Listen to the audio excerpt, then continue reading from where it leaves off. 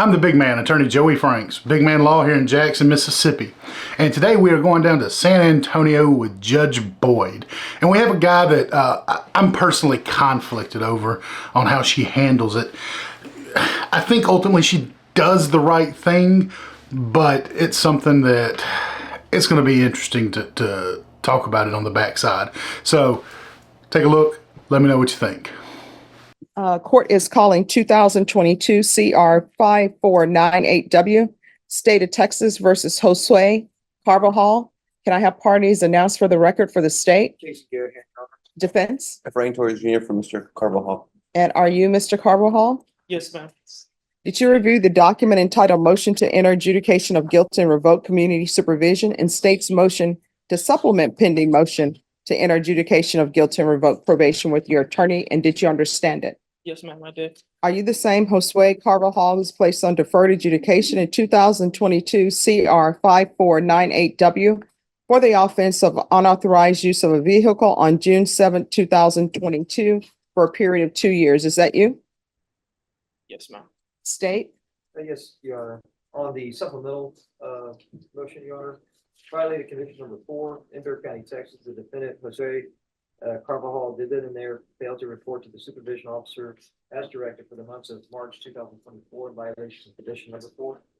How do you plead to that? True or not true? True, Your Honor. Your Honor, will waive any violated condition.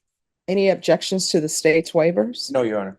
Did you understand by pleading true to violation of condition number 4, the court could find it true, grant the motion, find you guilty, sentence you up to 2 years in the state jail facility, and up to a $10,000 fine?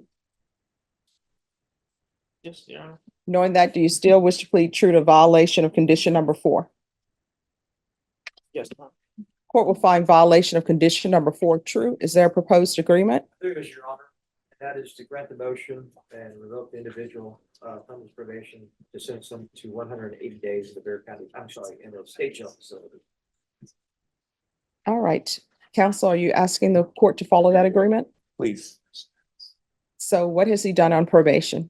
Judge, I believe he's completed his IOP. I also believe he's paid about $1,000 towards his fees, Judge. The rest of it was not able to be complete, Judge. I believe Mr. Carbajal can explain it to you if you wish. All right. Do you want to raise your right hand?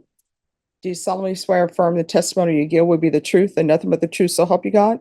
Yes, ma'am. You can lower your hand, state your name for the record. Josue Carbajal Isaiah.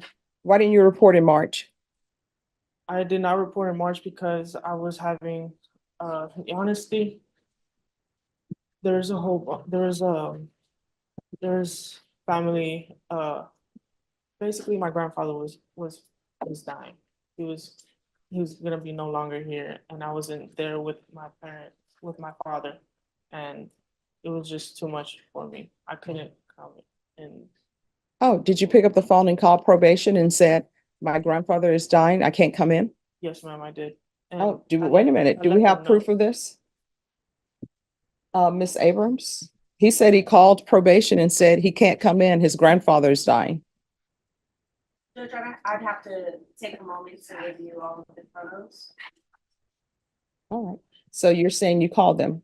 Did you call him or you left the voice? I left the voicemail. Oh, okay. So they should have a voicemail if you left it. And is there anything else you wish to say? And as well, I became a father at a very young age, ma'am. I just wanted to get this out of there. I became a father at a very young age. I have children of 1, 2, and 3-year-olds. And they've been my main priority, and I know it as well. Probation had to be one of my main priorities, but I couldn't balance both out. So I felt deeply at completing my probation. Okay, so you have a 1, 2, and 3-year-old. That's what you're telling me. Yes, ma'am. And how old are you? 20, ma'am. All right, so why would you're 20 years old, you have a criminal case for unauthorized use of a vehicle. At some point in time, you continue to have children, even though you were on probation. Why are you doing this to your children? Well, I have taken them onto my wing, and one of them is mine. So there's a mother out there who wants you to take her 2 children under your wing knowing that you have criminal history. Yes, ma'am. And then she has a 2-year-old and a 3-year-old. Are the 2-year-old and 3-year-old your biological children? No, ma'am. All right, so she has a 2-year-old and a 3-year-old, and then she decides to choose you to have another child. So now you all have a 1, 2, and 3-year-old in the house. I don't understand why people are making these, what appears to be horrendous decisions. Children are a blessing, but children are expensive. Yes. And probation is looking to see if you actually called. Because this is not your first time before the court on a motion to revoke. Correct, Judge. And so I'm just trying to figure out whether or not I'm going to give you what you're asking for or going to give you something more. There was a telephone call stated that he had COVID and he wanted to reschedule. That was on March 8th. Judge, I believe that was a mixture of both. I think his grandfather was already ill and passing away, and he was also ill himself. Yeah, he didn't say that. When I questioned him, he didn't tell me that. If I'm wrong, let me know. But when I asked him what the issue was, he said his grandfather was passing, Yes. and he said he left a telephone message with probation saying that his grandfather was passing. That was what he told me what was going on in his life. Is there something that I did not hear? No, I'm sorry, Judge, and you're correct. It's just that when we were having our conversations there, we did go over that, Judge, and he did mention that, Judge. And I'm sure Josue is nervous, Judge. He understands the punishment that you can potentially give him. He's never been to the state jail facility. He's never even been to a prison. He's 20. I'm sure he's nervous, Judge. But nevertheless, he did tell you he did call. He was on the record, Judge, and that is accurate. All right, so his previous criminal history, Yes, Judge. it's always dismissed, defendant convicted of other, dismissed, defendant convicted of other. And that's the harboring a runaway from Correct. County Court 8, dismissed, defendant convicted of other. Theft of a firearm, dismissed, defendant convicted of other. Another theft of a firearm, which I'm assuming occurred at the same time based upon the cause number, dismissed, defendant convicted of another. County Court 8, unlawfully carrying a weapon, defendant dismissed, defendant convicted of other. Correct, Judge. Possession case, dismissed, defendant convicted of other. Then he had the evading arrest or detention. He was sentenced, probation revoked. And then the possession of marijuana, dismissed, defendant convicted of other. So it doesn't appear that he's learning anything. Well, Judge, I think all those cases, I think either they were all within an incident or within a time frame, Judge. Yeah. But since he's been placed on probation, Judge, which is about 2 years ago, he has not picked up any new number ones, Mhm. Judge. He's had difficulty balancing probation, like as you mentioned. He obviously took on other responsibilities that maybe he shouldn't have, but he hasn't picked up any new charges, Judge. He hasn't been out there causing problems to the community, maybe doing damage to himself by not obviously following the conditions that he was required to do. But nevertheless, Judge, he's not out there picking up new charges. As I had also represented him back then, told him, hey, you cannot be doing this. You're too young for this. You had also warned him as well when he first got on probation, Judge. So I know it's been a challenge for him, but he's eager to get this behind him, Judge, and take responsibility. And he is aware that you can punish him, up to the max, which is 2 years, Judge. We hope that that's not the case. But nevertheless, Judge, what he's told you here today, like you mentioned, the phone call, it did occur. And I know it's not reflective of the type of person he is on the MTR that you have in front of you, Judge, but we're hoping that you would consider following the recommendation and allowing him just to try to move forward, Judge. Did you obtain your GED? No, ma'am, I'm actually trying to get it right now. No. You've been on probation with the court for 2 years. Well, minus 3 days. Did you obtain your GED? No, Your Honor. Did you obtain a certificate from a trade school? No, Your Honor. Did you complete the MRT program? No, Your Honor. So basically, you haven't done anything. You didn't really report all the time you were supposed to report. The drug testing levels haven't been the best. It's riddled with failures to submit positive. And then you would have 3 months of negative. Then you come back with dilute, dilute, fail to call, fail to submit, dilute. And then you'd have some negatives. Then again, it would be fail to call, fail to submit, fail to call. So this is where we are, and this is what I will do. You have a choice. Here are your choices. I'll send you to the state jail facility for 18 months, or either you can stay on probation and complete this probation, and you're going to be extended for 2 more years. And I will tell you, the only reason why I'm considering extending it for 2 years is because somebody has thought that you're a great catch. You now have a 1-year-old, 2-year-old, and 3-year-old that somebody decided that you would be the perfect father. So those are your choices: 18 months in the state jail facility, or either you're going to be extended for 2 years on this probation. Okay. Extend me, Your Honor.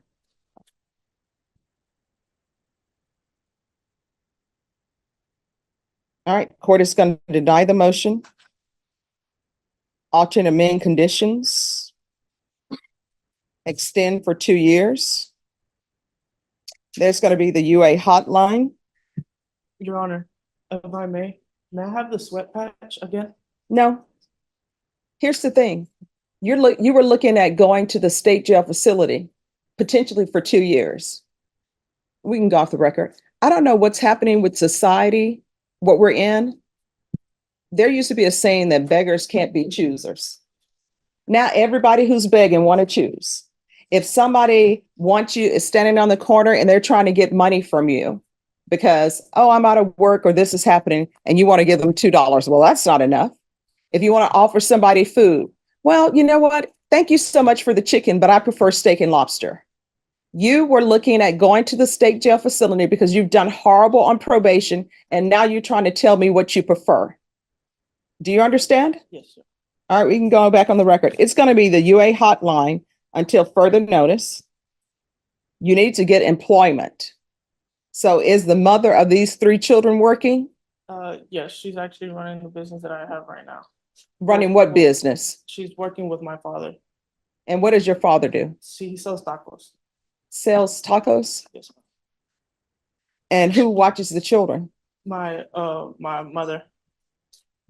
People just out here having children and wanting their grandparents, the children's grandparents, to be mothers and fathers. They're not supposed to be doing that. Here's the thing. When you have a child, guess what? You're supposed to be figuring out what daycare is going to be, how much they're going to cost. It shouldn't be built in. Oh, my grandparents will watch the children. That's what y'all are supposed to be doing. Instead, y'all are playing house out here, just having a bunch of children. I can't even imagine taking care of a 1-year-old, 2-year-old, 3-year-old.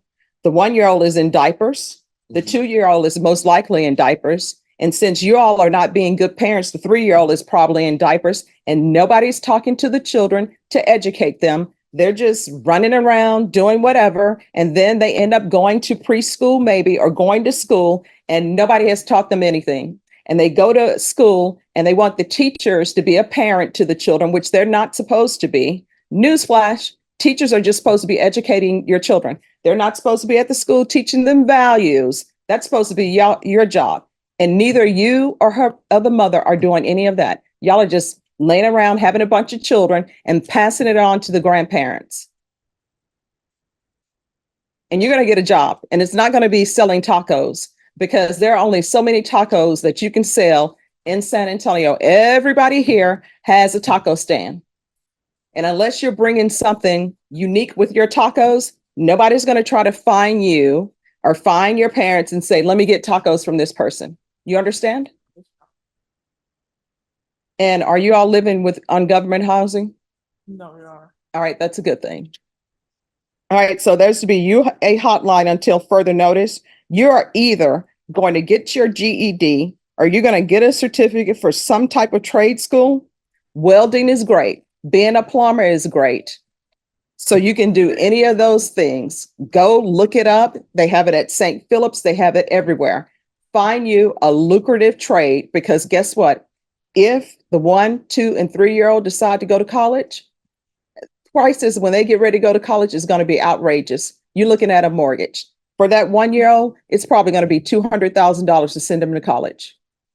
And all of this thing where you're just going to undergrad, where you're just getting your BA, that is not even enough anymore. Just getting your master's is not enough anymore. You understand? So GED or trade school. And we're going to restart intensive outpatient treatment with probation. And there's going to be 120 sober support meetings in 120 days. Parenting classes. And once he completes parenting classes, 100 hours of community service will be deemed satisfied. And once he obtains his GED or some sort of trade school certificate, 100 hours will be deemed satisfied. And the court is ordering 200 hours of community service restitution. So once you complete all of those things, then it will be deemed satisfied. And I'm going to want field visits 1 time per month for 4 months. And then thereafter at probation's discretion. And please tell probation to check on the children. Probation, is there anything else? Already, that is $200. Yes. Is there anything else you need from the court to be successful? No, ma'am. All right, good luck to you. Thank you. Thank you, Judge. God bless you. Have a seat. This guy, he's clearly had a slew of felonies that have all gotten worked out. He's had some good legal representation, it sounds like. His attorney seems to certainly be advocating for him the best he possibly can. But he's been on probation 2 years, hasn't done anything, has failed drug test, doesn't have a GED, doesn't have a trade school. All these were requirements of it. And now she gives him an opportunity to serve 18 months or spend another 2 years on probation and jump through all the hoops. Your knee-jerk reaction has just got to be, look, there's nothing else we can do for him. He's had every opportunity. He has squandered it. I get that knee-jerk reaction because I have the same one on this one. But what she does is the better course of action. She says, you're going to go back and you're going to do all these things. And if you don't, I'm going to send you to jail. Because she understands that, one, it cost us to house somebody in the penitentiary. And two, she also understands this is the only chance this guy has of becoming a productive member of society. He's got 3 kids, and if he isn't a productive member of society, the chances of his children being productive members of society plummet. So she's given him every opportunity. I think she's actually looking out for the best interest of the public. And this guy's on a short leash. And I may catch a little flack in the comments for this, but I totally agree with her about the going and getting a job other than working a taco stand. And you may be going, well, there's people that have made a lot of money working taco stands, fast food, this, that, and the other. And you're absolutely right. I'm not knocking him. And if you're one of those that treats it like a business and that's what you're there to run it as, hey, I support you. I run a small business. I get it. But you got to do some math here on this guy. Both his parents, him, and his significant other, plus 3 kids all rely on a taco stand. So that's 4 adults and 3 children rely on it. That's a lot of damn tacos to sell, folks. Any which way you cut the pie, I don't know how you sell that many tacos in a day unless you have a banging taco stand. And my better half loves a taco stand. She's right, if they've got something interesting going on that makes folks want to go to it, and that's the premium taco stand to be at, then power to you, man. We support you, and I know my better half would absolutely drag me there in a heartbeat. But Judge Boyd gives this guy an opportunity, and I sure hope he takes advantage of it. Not just for his sake. He's got a 1, 2, and 3-year-old, and I have an 18-month-old, and I'm here to tell you, I get up every day and go to work terrified that somehow I won't be able to do something for him. So that's a huge that is a huge motivating factor for me if I can learn to enunciate words properly. So I hope the best for the guy. I think Judge Boyd ultimately did the best thing, despite the knee-jerk reaction that you may initially had. I certainly have. If that was your knee-jerk reaction or you think something else should have been done, let me know in the comments. If you're still here, make sure you like and subscribe, because we try to come out with regular content, and if there's something you'd like to see, let us know. But Judge Boyd did the man a solid. I think she also did society a solid in that ruling ultimately. I enjoyed it. Hope y'all have a great day.